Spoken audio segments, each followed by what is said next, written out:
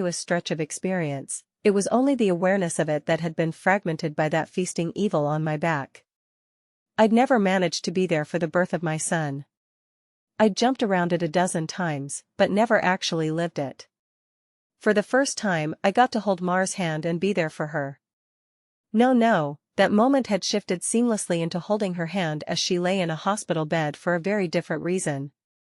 Not this. God, why? It was so merciless to make me remember this.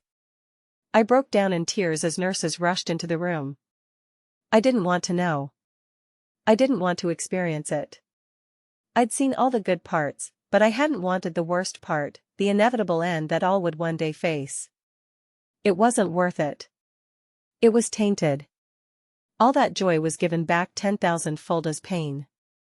The fire in my body and in my brain surged to sheer white torture, and I screamed. My scream faded into a surprised shout as the machines and electricity and chair faded away.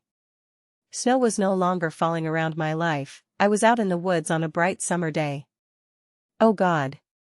I turned to see the creature approaching me. It was the same absence of meaning, the same blank on reality. It crept forward, just like before, but, this time, it hissed and turned away. I stood, astounded at being young again and freed from the parasite. My grandson had actually done it. He'd made me an unappetizing meal, so the predator of mind and soul had moved on in search of a different snack. I returned home in a daze. And while I was sitting there processing all that had happened, the phone rang. I looked at it in awe and sadness. I knew who it was.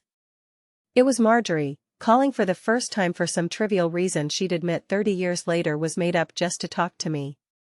But all I could see was her lying in that hospital bed dying. It was going to end in unspeakable pain and loneliness.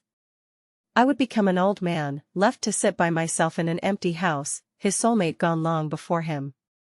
At the end of it all, the only thing I would have left, sitting and watching the falling snow. But now, thanks to my grandson, I would also have my memories. It would be a wild ride, no matter how it ended. On a sudden impulse, I picked up the phone. With a smile, I asked, "Hey, who's this?"